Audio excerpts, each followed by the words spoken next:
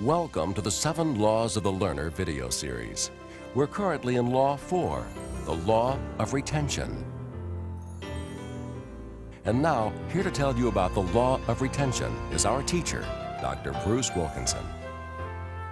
How do you take information that you want a person to have and turn it and reformulate it so that it goes right in that person's mind and they remember it, listen now, without trying to remember? How can you speed teach? How can you take information that you want a person to have in their mind and put it there so that they're not even paying attention, and then they discover, oh, I know that, and they know it? We're going to give you some of the ways that God does that with us. Isn't it remarkable? Isn't it remarkable that He said after the flood, I'm going to put up a, in the what? In the sky. What was it? So you won't. Well, isn't that interesting? You mean God Himself wants to lock some things in His memory and my memory, and He uses a picture to do it. I wonder what would happen if you used pictures in your teaching to cement memory. I doubt if any one of us sat and concentrated, remember, the next time I see a rainbow, God said no more flood. Let's review that 10 times. Why don't you do that? He used a picture, and pictures have a way of going right in your head, and you got it. He also uses other methods, and before this law is over, you're going to know the main methods the Lord uses in teaching for retention, and then you can take those methods and apply them to any amount of information you want to put in a person's head. Pick which one of these methods he used out, use it on this content, and it'll go right in the person's mind. Now, it's important for all of us to realize this law isn't for every time you teach. This is kind of like a special tool you have. And when you want to say to yourself, this is a part of some information everybody needs to know, then you go back to this law and use it, and you'll be shocked at how well it works. Now, I would like to show you a picture. This is a picture we've had drawn, and I'm going to give you only 30 seconds to look at this picture. And then I'm going to ask you some questions. Please do not take notes. Do not say anything. Just look at the picture. On your mark, get set, go.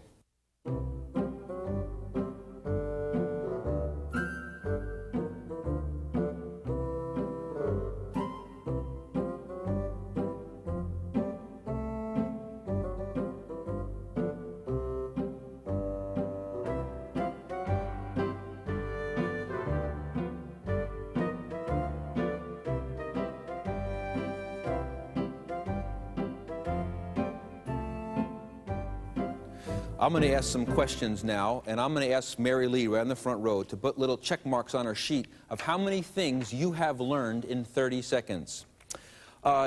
Is there a person in the middle of the picture? A man or woman? Old or young? Standing or sitting? Does he have something in his hand? Yes or no? What does he have in his hand? What color is the apple? How many apples does he have? What is he doing with the apple? Is he standing on a bench or a chair? Is it a metal chair or a wooden chair? Is there somebody standing next to him? Boy or girl? Old or young? Is he doing anything? Oh, he's just standing there. That's right. What's right next to him by his feet? A dog. Is the dog facing this direction or this direction? Is his mouth open or closed? What's right here in the air? A cat. What color is the cat? Is the cat on the ground or in the air? What direction is the tail facing? Up or down? Up. That's right. What's right here? A bird cage. Are there any birds in it? How many birds? What color is the blue? Is the bird facing this direction or this direction? That's right, it's facing this direction. Okay, what's right here? A window. Is the window open or closed? Is there anybody in it? Man or woman? Old or young? Are there blinds or curtains? Curtains. Are the curtains closed or open? Does the woman have anything in her hand? What does she have in her hand? What kind of pie? An apple pie. That's that's great. What's right here? Swings. That's right. How many? 2. Are there anybody on them? How many? Boy or girl? Are they straight up and down or swinging? That's right. Now, what's across the bottom here? Above the flowers. A porch. Is it a cement porch or a wooden porch? Is the wood going this direction or this direction? This direction. That's great. What's across the bottom? Are they open or closed? What color are the leaves? What color are the petals? What color is the middle? Yeah. How many are there? That's great. What's right here? A turtle. That's right. Is the turtle's got its head in or out? Is there anything on the back of it? Yes. How many letters? What color are the letters? Yeah. And what does it spell? APL. Let's stop and ask Mary Lee. Mary Lee, how many questions did we ask? 58 questions. Now, how long did I teach that picture to you? 30 seconds. 58 facts. 80% of you got at least 50 of those facts. The average teacher, now hold on to this. The average teacher teaching for an hour, 50 minutes, teaches 10 facts or less. What do you mean by that? I mean, at the end of the hour, if you gave a quiz and see how many facts the class knows 10 new facts or less for a whole hour. I have a feeling that could be improved. And here's a method in which we took one picture. Now, here's how we would normally done. The name of today's lecture is The Old Man, the Grandfather on the Porch. Roman numeral number 1, the old man. Capital A. The man is sitting, small 1. He's sitting with some blue coveralls on, number 2. He's sitting on a yellow chair. Number 3, he has, see how we would have done it? And you'd have written 5 pages of notes. Right? It would have taken a whole hour. We showed the same thing in a picture. Where did we get the idea? The rainbow. The rainbow. I don't want you to forget this. Every time you see it, you have it. We're going to teach you how to do those and the other methods that are involved in that particular approach. Because, friends, I want you to know the earth is not flat. The earth is not flat, and you don't have to teach 10 facts an hour anymore. You see, people come to our classes as happy apples. Their funnels are open. And what happens is we begin to lecture, and the words come pounding in through our little funnels, and they come in, and they keep coming in, and they keep coming in, and they keep coming in, until finally you have a stuffed apple. And then it comes time for the test, and the person has to spew out all those words. What do you call that apple? You call that apple a crab apple. Now, my friends, what I want to try and show you is there's another way to teach. We don't have to do that to people that sit underneath us. And before I get you to the method, I'm going to show you the mindset. The mindset can be seen in Deuteronomy chapter 6, verses 4 to 9. Deuteronomy 6, 4 to 9. Let's quickly go through it. It says, "Hear, O Israel, the Lord our God, the Lord is one. You shall love the Lord your God with all of your heart, with all of your soul, and all of your might." Look at this. You shall love the Lord. How much? With all of your heart, all of your soul, all of your might. You want to be a great teacher? First starting place, love God. Love God. That's the lead domino in a whole string of dominoes that fall down. You want to be a really magnificent teacher? Love God with all of your heart, all of your soul, and all of your might. Why? Well, you'll see in a minute. If you love God, you are very concerned about what He said. And these words, which I command you today, shall be in your notes. Therefore, does the teacher supposed to know the material? Yes. This idea of coming up where the teacher has to read the material because they don't know it, but that's the test I'm going to give you next week. I expect you to know it, and I don't know it. Why don't I know it? Because I don't think it's that important anyway. Well, then why are you teaching it? Well, that's the way it's been done. We'll be talking about that in a minute. Now, how do you get the material that's in your heart into theirs? There are 4 levels that God reveals of teaching here. Number 1, you shall teach them, that's number 1, diligently to your children. 2, you shall talk of them, that's the second method. When you sit in your house, when you walk by the way, when you lie down, when you rise up. Big idea is all the time, talk about what you want them to know. 3, you shall bind them as a what? Sign. Whoa, this isn't something you lecture about. It's a sign on your hand and as frontlets between your eyes. What did that look like? Well, here's a little picture of that. And here's a Jewish individual.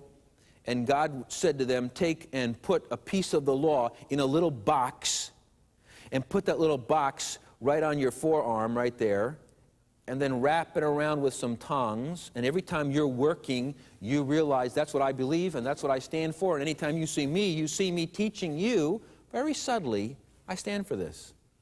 You also put it right here in your forehead. Everywhere you go, people see what you stand for. It's a what? Sign. Can you teach through signs? Yes, all the time. And it also says, and they shall be as frontlets between your eyes, and you shall, number 4, write them on the doorposts of your house where you live, and on your gates many times where you work. In other words, that same idea of being a sign would be on the door of your house and on the gate where your livestock would be, so that people who walked alongside and saw where you lived would say, oh, a person inside that place believes these things. It's a sign. There it goes from very diligent and very direct to very subtle. Let's see if we can't summarize that on the chart, the model of retention. In the left-hand box, put down the word speaker. And if we want to be honest to the text of Scripture, we have to put really the word parent. Where do you see this stuff? On the right-hand side, the whole goal of teaching is to go over to the student or the child. The Bible gives to us 2 different characteristics of the speaker. Number 1, love God. Number 2, know the Word. And that should be underneath that, the content. Love the Lord and know His Word. Now, what's the goal of all teaching? Is not the goal of all teaching to take the love of God and the knowledge of the Word and just transfer it right over to that student? So what's the goal of it all? That your child will love God more than you do. And number 2, will know and obey the Word more than you do. Let him stand on your shoulders. Now, how do you do that? How does that transfer take place? 4 levels. 1, 2, 3, 4. Level 1, teach. And the word there is teach how? Diligently. When you teach diligently, you, the teacher, are in charge. You have the agenda, you have the schedule, you are the one who's in control. When we're teaching this class, we're in box 1, teach diligently. Box 2, talk. Now that's informal, because the verse said, when you walk, when you sit, when you lie down. And I think the word there is informally. And the concept there is it's all the time you're doing it. Now that takes place, friends, both when I talk with you and when you talk with me. And the next one, number 3, I like to call this personal reminder. A personal reminder. This is something I wear. What could that be? It could be some jewelry. It could be a pin. It could be that I pray in public. I'll never forget coming back from a trip late at night, and our family was there, and Jenny, my daughter, and I went into the restaurant at McDonald's to get some to eat, and everybody else stayed in the car. She sat down, and I was getting the food, and she comes running up to me, Dad, look over there. I looked over there. There was a mother and 5 kids, and all their heads were bowed, and they were praying. And Jennifer was really shocked, and I wanted to know what was so shocking. So I said to her, Jenny, isn't that something? Yeah, Dad, that's the first time I've ever seen somebody else pray in a restaurant but us. And I almost died. First time. It's a sign. God doesn't need me to bow my head. I don't need to bow my head. I do, even when I'm not around other people. Why? A sense of reverence, humility. But when you're with other people, doggone it, bow your head. How do we pray now? Why? God will understand. And the last one is a public reminder. A public reminder. This is something that you write on the doorposts of your house and on your gates. This isn't something on you. This is where you live and work. Friends, if I were to walk inside of your office where you work, would I see a Bible anywhere? Would I see anything in your office that would give me the slightest clue about who you serve? Or do you serve your boss? According to Colossians, you do not serve your boss alone. You serve him because he's the one who's going to give you an inheritance for the work you do for him. What's on the wall? Well, you can't put religion in an office. Are you kidding? Are you kidding? Public reminder. We're going to talk about how to do this. Box 1. How do you teach diligently in such a way that people remember the material? Why? Well, Deuteronomy 11:17-18 says, therefore you shall lay up these words of mine in your where? In your heart. Joshua 1:8. This book of the law shall not depart from your mouth, but you shall meditate in it day and night that you may observe to do. Boy, there's the law of application in action. Know it so you can do it. Proverbs 7, my son, keep my words and treasure my commandments within you. Bind them on your fingers, write them on the tablet of your heart, not your notes. Psalm 119, your word have I hidden in my heart that I might not sin against you. Let's expand on this concept by taking a look at the retention maxims. 7 principles that lie behind teaching so that your students will really know the content. We're going to deal with some critical issues that lie right at the heart of what it means to be a teacher. You may discover that a number of these concepts make you uncomfortable. They may even challenge some of the sacred cows that seem to flourish in the teaching community. Think back a moment to the law of the learner. The law stated that you are responsible to cause your students to learn. In the law of retention, we're going to build upon the law of the learner to the point that you are responsible not only to cause your students to learn, but to learn the content. And if they haven't learned the content, then you have not caused them to learn. So let's get on with our 7 maxims, 7 big ideas, 7 principles about how to teach so people can really learn. Maxim number 1, retention of facts by the student is the teacher's responsibility. The teacher's responsibility. If you have ever attended a walk through the Old or New Testament seminar, you may remember your instructor saying to you that he was going to take the responsibility of teaching you the material. And from that point, he willingly shouldered the responsibility of working with you in such a way that you learned the material. It was his job. It's been my experience, though, in my entire student years, that it's a rare teacher who really carries the responsibility of causing their students to know the facts. Instead, teachers everywhere seem to have this tendency to come into class and then to dump all this content on those poor, unsuspecting students. Maybe like this picture right here. There's the teacher coming in and just pulling the lever and dumping the content. Now look at the delight on the faces of those students. You know how it works. The teacher gives page after page after page of content, and you're out there writing furiously to keep up.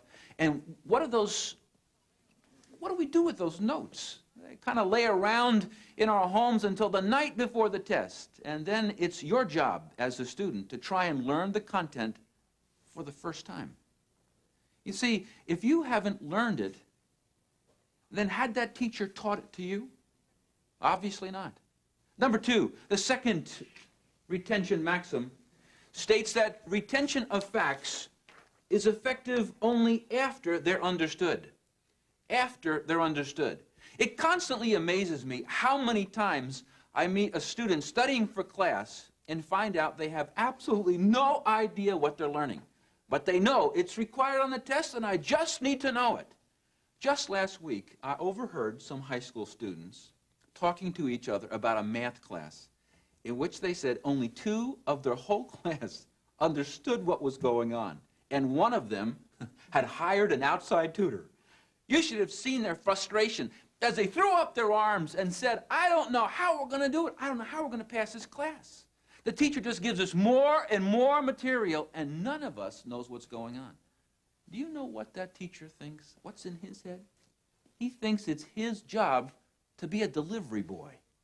And when he's finished covering the course textbook, then I guess I finished my job. It makes really no difference to him if 28 of the 30 students have no idea what's going on. Are you sensing the absolute revolution it would cause if that teacher would just change his mind about what teaching really is?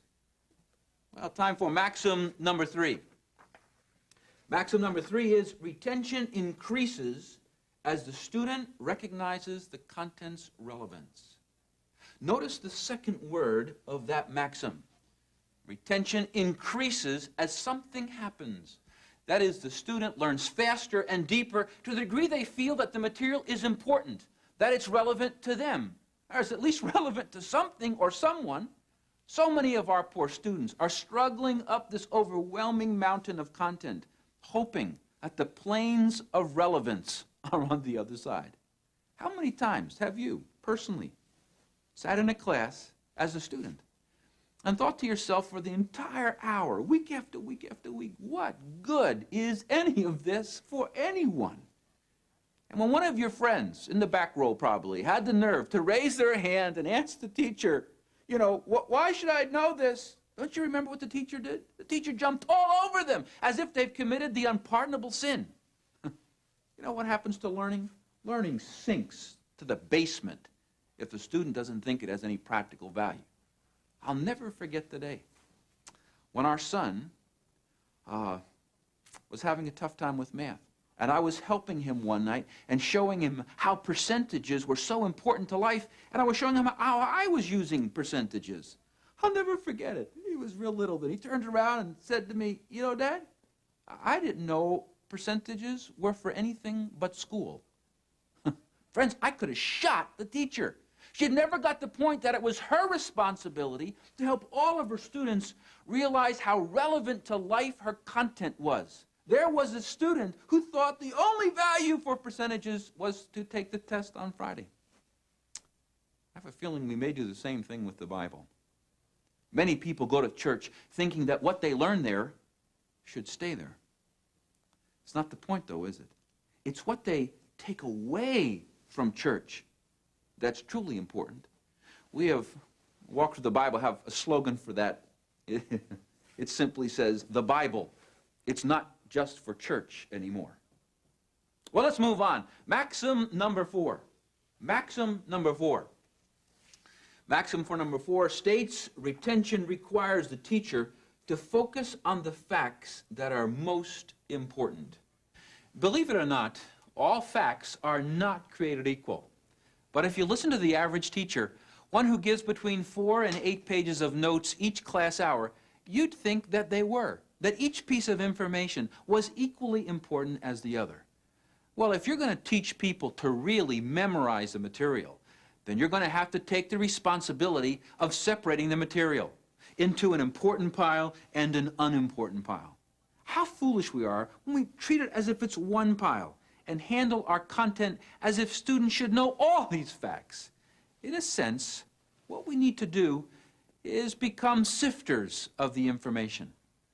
Wouldn't it be great if right here, right in front of me, right here in a flash, a content sifter would just appear? Some kind of ancient magic machine uncovered in the halls of learning that actually enables you to sift the content, to know what you should teach and what you shouldn't teach. Well, we've been looking for one for a while, and we found one. In fact, undoubtedly the only one in existence. Well, what do you think? And this bucket right here. This, my friend, represents unsorted and unsifted content. I mean, look at this stuff. This is the stuff that makes for a great content dump. I mean, just pour it all over those poor students. You know why? It's not your problem. It's their problem. Unless, however, you're teaching students to learn the content, and then it's your problem. Well, see, look in here for a minute. Look at this content. Look at that. There's some gold nuggets in here. There's some silver in here. There's also a lot of dirt in here. Now, why do we waste time with the dirt? Why do we give as much time to the silver as to the gold? I mean, you're the teacher. Prioritize the content for them. Spend the majority of the time in class on the part you know is the gold, the part that's extremely important. And someday, if you have enough courage, stand before your class and tell them this content, this dirt, pick up the dirt, is irrelevant and no one needs to know it for the test. But my friends, watch out. You might have to pick some of your students right off the floor. They may have fainted in disbelief. You see, they're used to the hide-and-seek game of teaching. You know, the teacher hides the content until the test, and then the student hopes to find it. Let's go back to our content sifter. Remember, Maxim 4 states that it's your job as the teacher to focus on the facts that are most important. Now let's take this unsifted bucket of material that contains valuable information as well as worthless information. You know, the 6 or 7 pages of material that you were planning on dumping them in next class. Let me show you how this works. You dump the content on the top. Sometimes I dump bucket after bucket after bucket in there because I have so much material I could teach. Well, let's see how it works. Let's try it. Let's shake it and see what happens.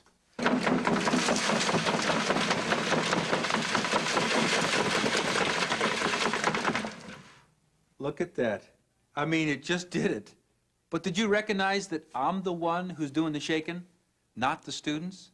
I'm the one who's supposed to do it before I teach. I do it before I start teaching. Now let's see what happened with all this bucket of content I had. Let's take a look in the first grid, grid A here, and see what we have. Well, look at that. We got some big pieces, some gold, some good stuff. Now, what's in the next one down below it? Well, look at that. It has a smaller grid. It has a lot more pieces in it, some pieces of silver. They aren't as valuable as the gold, but there's quite a few of them in there. I guess by now, you probably already know what's in the next one, don't you? Yeah, some copper. Look at all that. But the question is, let's get to the bottom. Let's get to the bottom line of teaching. There it is. What's down here? Whoa, look at all that. I can't believe it. Look at all that dirt. All that was my material that I was so excited about. It fell all the way through A, B, C, right down to the bottom. Now, how do you think we should think about this content? It's important, but it's not important for the Sunday school class that I'm going to be teaching. But if I was teaching the same material right here to a graduate level, much more in depth, you know, I wouldn't be using the same grids. I'd have a much tighter grid. And the same material, same content, would go down to, but some of it would stick here. Some of it would stick here. Why? Because the difference, you know, who you're talking to and what you're talking about and how much time you have determines what kind of grids you're going to use. But you know what? If I hadn't used this sifter, I'd have spent a lot of my class time presenting to my students all this dirt. No wonder the students leave frustrated. You know how I think, though, about these 4 levels? Maybe I'll give you some other ideas. I have these different grids in my own mind. What if I take content, material, and say to myself, you know, is this important or not? I sift it through different ideas in my mind. Gold, silver, copper, dirt. Or, that's really a hot idea. That's pretty warm. That's cool. That's freezing. Or maybe, you need to know. Nice to know. Who knows? And who cares? But it's the top one. And I hope by now that you know what really we've been calling this top one. The one that has the gold in it. We call it the irreducible minimum. This is what you, the teacher, must spend your time in class teaching and reviewing over and over again until everyone gets it. You know, teach for the gold. You've heard of going for the gold. Well, we believe you ought to teach for the gold. Well, what should you remember? What should you take away from this sifter? Well, let me give you a couple of them. Number one, always remember that you're responsible to shake the sifter. Never again just get that big bucket of content and throw it at them. Number two, always use what your sifter taught you.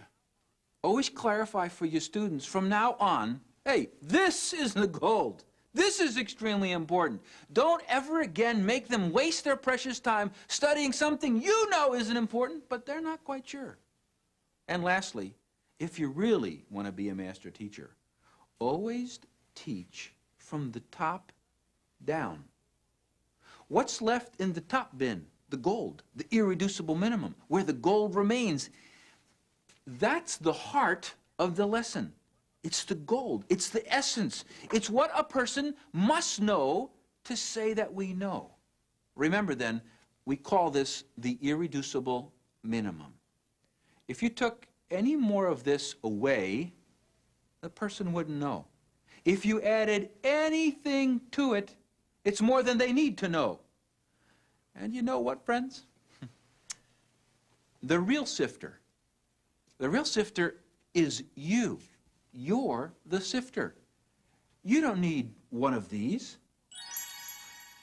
So remember, from now on, take up your bucket and pour it through your sifter and watch the magic begin. And isn't that how God sifted through history? In fact, maybe that's why the book of Genesis skips literally hundreds of years of time without even one verse revealing what happened in that time. And then all of a sudden spends chapter after chapter on Abraham, just one person, revealing detail after detail of his life. God skipped centuries and then wrote about minutes. Why? Because he was sifting history for us. Or why in the four Gospels do we see dozens of chapters relating to what happened during the last week of Christ's life, covering just 7 days? And we don't know anything about what happened between Jesus' 12th birthday and all the way until he turned 30. That's another sovereign act of sifting. Well, friends, if God practiced it, then why don't you? You see, master teachers know what to cut out, and ineffective teachers want to leave everything in. Let's move back over to maxim number 5. Retention arranges the facts so they're easy to memorize. Retention arranges the facts so they're easy to memorize. In other words, if you are responsible to cause your students to learn the content, to memorize the material, then you should arrange those facts so they're easy for your students to learn them. For instance, let's say this is your material, your content, your subject. And here's all the material you want to present in a class period. Now the question is, how are you going to present this to your class? Here's how some teachers seem to do it.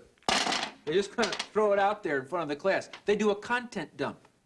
Other teachers come along and they take the next step. They organize their content so it kind of makes sense. You know, Roman number 1 right here. Capital A, capital B, let's say. Roman number 2. And Roman number 3. And small a. Small a. And small r, small b. There it is. And you know what? That's helpful, isn't it? And it puts it in a good beginning. But you know, although that looks neat, how many of those letters could you name right now? I mean, can you remember? In other words, although you saw them, although I presented them to you, did you really learn them? Although I gave you the material, did I cause you to learn them? Let me see, how many are there? 7 of them. How many of them can you remember? You see, just outlining the material does not necessarily make it easy for the student to memorize it.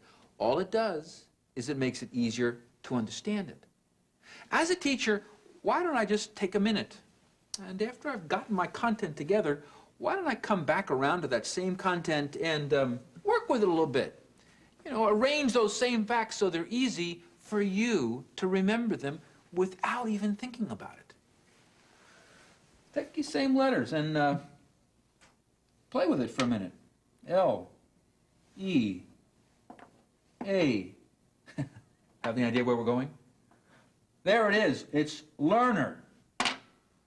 Now, can you name those seven letters now? Yeah, it's almost ridiculous. It's so easy. Well, why did that just work? It worked because we organized the material in such a simple way that without even thinking about it, you saw the word learner. Tell me the letters. Well, of course I can tell you the letters without even thinking. You see, my friends, that's what you're supposed to do. You're supposed to take your content, not only organize it, but then rearrange it to finally say, oh, that's a simple way to do it. All right? Maxim number 6. Maxim number 6 states that retention strengthens long-term memory through regular review. It appears that God has created man with an ability of a short-term memory and a long-term memory. We use short-term memory all the time. When your spouse asks you to pick up three things from the store, or a friend just shouts across the parking lot to call her tonight and tells you their number out loud, and you don't have a piece of paper in your hand, what do? You say it to yourself a couple times, and you have it. At least you have it for that night. You see, unless that content gets moved from the short-term memory, let's picture it in the front of your brain, back to the long-term memory, you haven't caused your students to learn the material. Maxim number 7 states that retention minimizes time for memorization in order to maximize time for application. When you practice the law of retention, you will become more and more skilled in speed teaching your students. You'll soon be able to teach twice the material in half the time, so effectively that all of your students will master the content. Well then, what's the summary of all we've been talking about? What's the definition for the law of retention? Well, it's simply 3 words. 3 words. Master the minimum. Master the minimum. The teacher should enable students to enjoy maximum mastery of the irreducible minimum. I'd to explain that a little bit. There's 2 words in that definition that need explanation. One is the word minimum. That is, the teacher needs to pick out of all the possible information, those pieces of information that everybody needs to know to say you know. That's the minimum. To say you understand, this is the part you got to know. That's the minimum. But then the first part of it is you need to help them master the minimum. That is, that everyone in the class learns that amount of it. I remember when I was teaching school, college, there was a class I taught that was a content class. That is, it was supposed to survey the entire scripture to freshmen to teach them the basics.